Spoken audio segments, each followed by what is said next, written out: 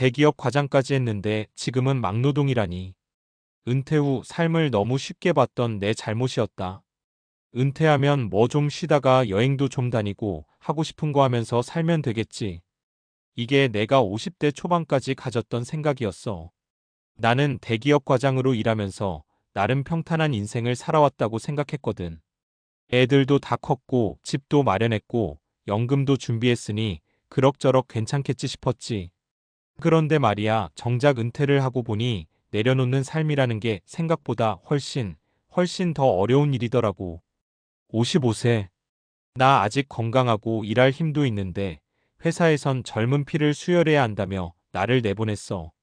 정년까지는 아직 몇 년 남았는데 구조조정이라는 이름으로 희망퇴직을 강요받았지. 그렇게 회사를 나온 후 몇 달은 그야말로 멍했어. 한창 능력 있을 때인데 어디 마땅히 갈 데도 없고 나를 찾는 데도 없고 결국 지금은 건설 현장에서 일당 9만 원 받으면서 막노동하고 있어. 이게 나만의 이야기가 아니라는 걸 얼마 안 가 알게 됐어.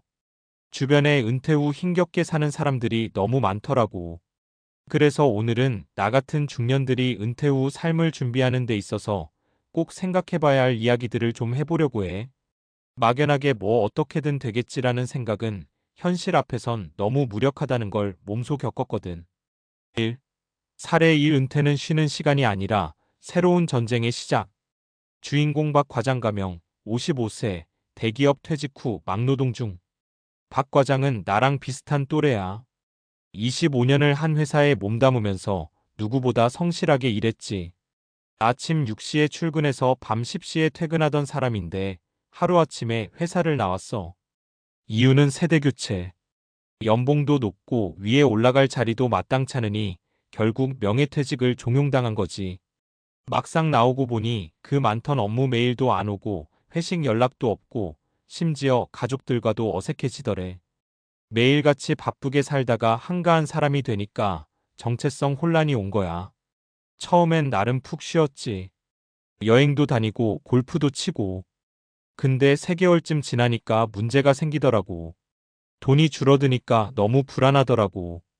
매달 200만 원씩 쓰던 생활을 100만 원으로 줄이자니 가족들과 갈등도 생기고 결국 현장 일 나가기로 했어. 처음엔 자존심도 상하고 몸도 너무 힘들었다더라. 근데 그렇게라도 일해서 벌어야 마음이 편해지더래. 나이 먹고 허리 굽혀 돈 버는 게 창피한 게 아니라 가만히 있는 게 더 불안했다는 거야.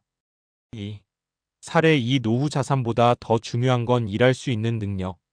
주인공 김대리 가명 57세 퇴직 후 창업 실패. 김대리는 평소에 투자를 좀 해놨어. 퇴직금도 좀 됐고 주식도 어느 정도 벌었고. 그래서 퇴직하자마자 바로 커피숍을 열었지. 이제는 사장님으로 살아보자는 마음이었대. 근데 현실은 그렇지 않더라고. 생각보다 손님이 없고 월세는 나가고 알바는 못 쓰겠고 내가 커피 뽑고 테이블 닦고 설거지까지 다 하게 되더라고. 근데 수익은 한 달에 100만 원도 안 남아. 결국 1년 만에 문 닫았어.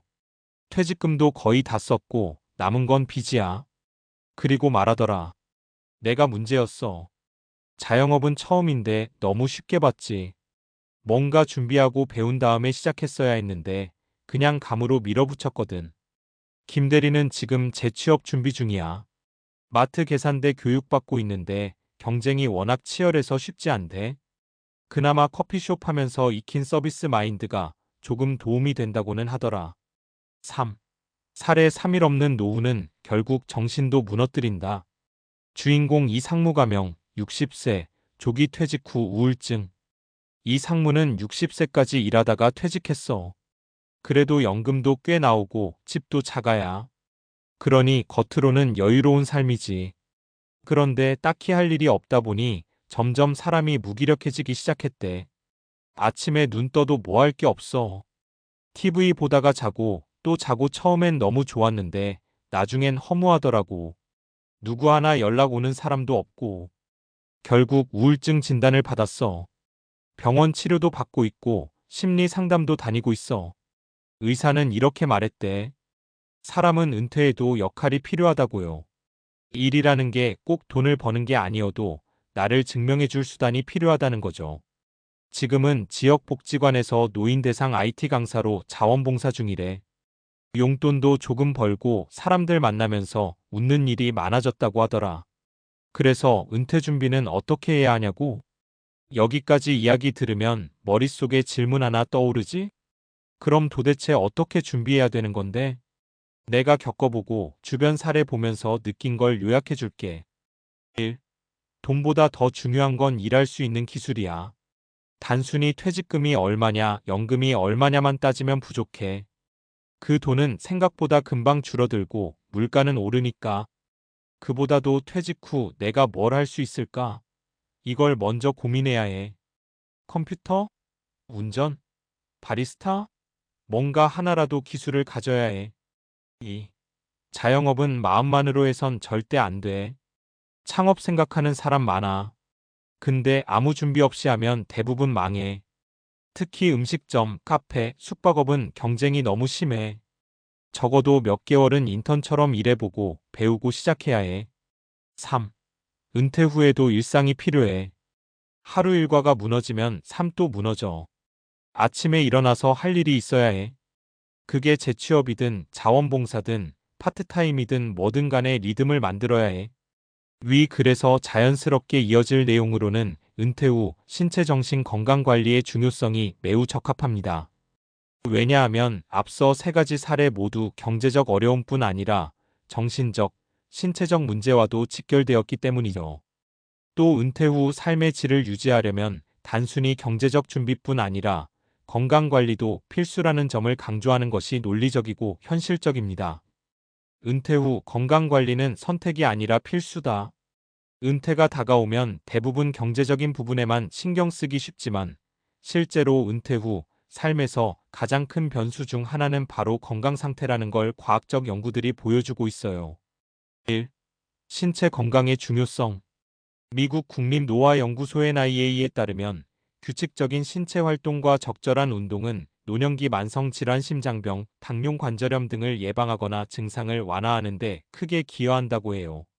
특히 은퇴 후에는 활동량이 급격히 줄면서 근육량 감소 근감소증, SARCOPENIA가 시작되는데 이로 인해 기초대사량이 떨어지고 쉽게 피로해져 일상생활에 제한이 생길 수 있어요. 막노동 현장에서 힘들게 일하시는 박 과장님 같은 분들은 젊을 때부터 꾸준히 근력 운동과 유산소 운동을 해왔다면 부상 위험이 훨씬 줄었을 거예요. 2. 정신 건강의 중요성. WHO 세계보건기구 연구에 따르면 은퇴 후 우울증과 고립감은 노인 사망률 증가와도 직접적으로 연관돼 있어요. 앞서 사례 3에서 이 상무님처럼 할 일이 없고 사회적 관계가 단절되면 우울증으로 이어지고 이게 신체 건강 악화까지 동반하는 악순환이 되죠. 정신 건강을 위해선 규칙적인 사회활동과 취미, 자원봉사 같은 역할 참여가 필수라는 게 과학적 증거로도 입증돼 있습니다. 3. 뇌 건강과 인지 기능 유지. 노화 과정에서 인지 기능 저하는 누구에게나 오는 현상이지만 꾸준한 뇌 운동과 사회적 교류는 치매 발병 위험을 크게 낮춘다는 연구가 많아요. 즉, 은퇴 후에도 배우기, 소통하기, 새로운 도전하기 같은 활동이 인지 건강을 지키는데 꼭 필요하다는 거죠.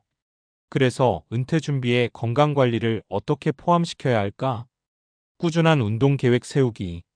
하루 30분 가벼운 걷기부터 시작해 근력 강화 운동과 스트레칭을 병행하는 게 좋아요. 무리하지 말고 꾸준히 하는 게 핵심입니다. 정신 건강 챙기기. 혼자 있는 시간을 줄이고 동호회나 자원봉사, 취미 활동에 참여해 사회적 관계망을 유지하는 게 좋아요. 정기 검진과 건강 관리.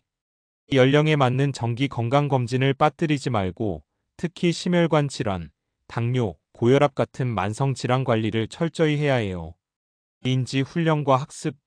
새로운 언어나 악기 배우기, 책 읽기, 퍼즐 맞추기 등 뇌를 자극하는 활동을 꾸준히 하세요. 마무리하며 결국 은퇴 후 삶은 돈만으로 결정되는 게 아니에요.